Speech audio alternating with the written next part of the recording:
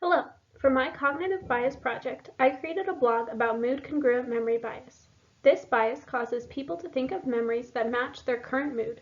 Mood-congruent memory bias is why, after you fail a test, you remember all the other times you failed, or why when you were on vacation, you easily remember other pleasant memories.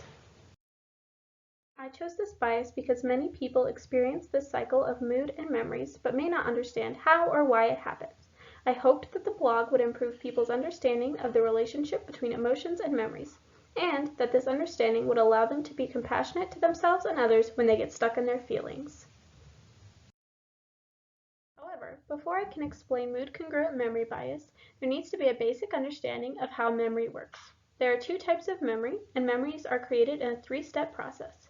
Memories are either short-term or long-term memory. The short-term memory system allows you to remember a short list of items for about 15 seconds. Anything you remember after that is because of your long-term memory system. Long-term memory is made up of explicit memories, events you actively remember, and implicit memories, things you do without thinking. While there are further divisions under explicit and implicit memory, these are the basic types of memory involved in mood-congruent memory bias. Now you know the different types of memory, but how are long-term memories made and then remembered? There are three steps to the memory process: encoding, storing, and retrieving. First, during encoding, your brain takes the current information, such as what you are seeing or hearing, and turns it into something that can be stored. However, the brain transforms more information than just the primary fact or event.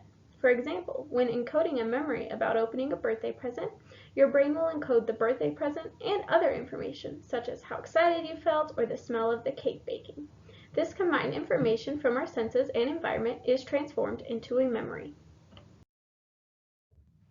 After that information has been transformed into a memory, the brain stores that memory. Long-term memories are stored throughout the brain. Each part of the memory is usually stored in the brain area where it was originally processed. The different parts are then connected by a pathway of neurons, which are the cells in your brain. The last step is retrieval, which is when you remember or recall past information.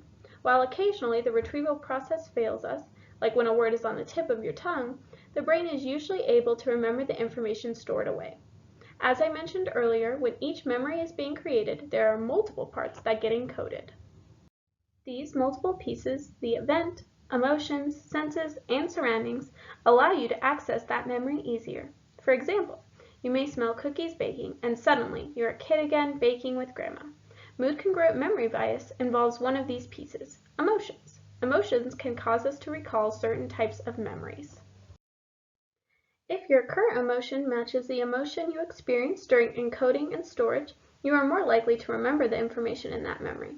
Additionally, every time you retrieve a memory, it strengthens the connections of that memory in the brain, like wearing a path through a field, making it easier to remember that memory the next time.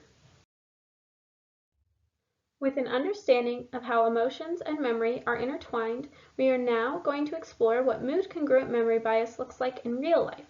As a reminder, mood-congruent memory bias can cause people to feel stuck in a negative cycle.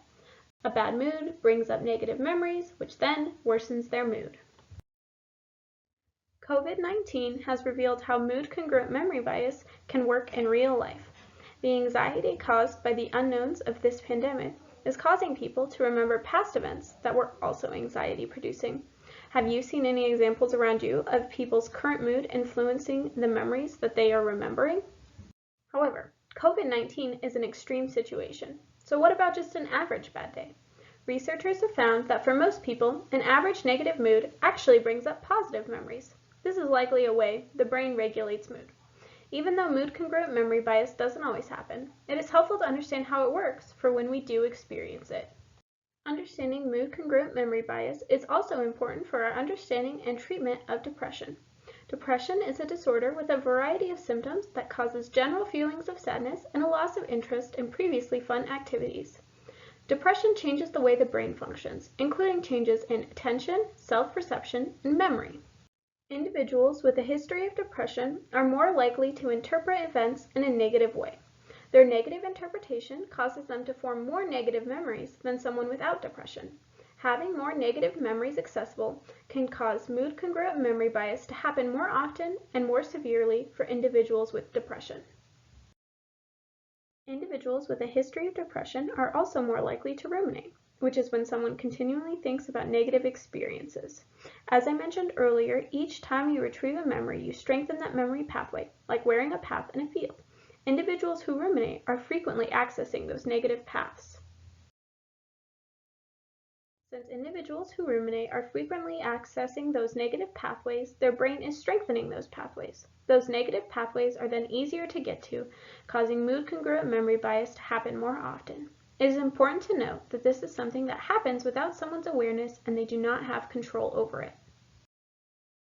Through mood congruent memory bias, we can see that depression changes people's mood and the way they form and retrieve memories. This has allowed doctors to identify more risk factors for depression, like rumination, and has also changed how healthcare professionals think about treating depression. Understanding the changes depression causes is an important step to reducing the stigma around it. Overall, I enjoyed learning about mood congruent memory bias and creating a blog to teach other people about it. It was interesting to connect what we had learned in class about memory to a common experience people may not understand. Looking back, most of the research I found linked mood congruent memory bias and depression. Next time, I would look for other research that was relatable to more people. With your new knowledge about mood congruent memory bias, I hope you will do a few things. First, remember it is not your fault if when you are in a bad mood you can only remember sad things. Also, be compassionate to your friends who seem stuck in a mood, as they too experience this bias. Thank you all for listening.